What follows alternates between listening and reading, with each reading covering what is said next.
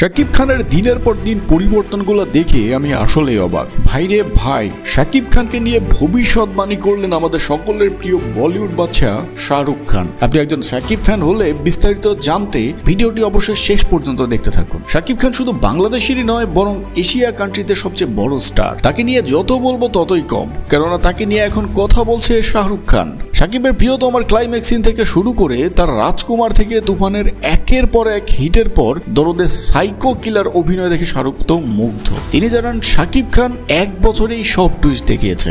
এবার আবার বরবাদের লুক ভাইরাল হবার পর তার সাইলেন্স বলার স্টাইলকেও অনেক প্রশংসিত করেছেন বলিউড বাদশা শাহরুখ। বিশ্বাস হচ্ছে না, তাই তো?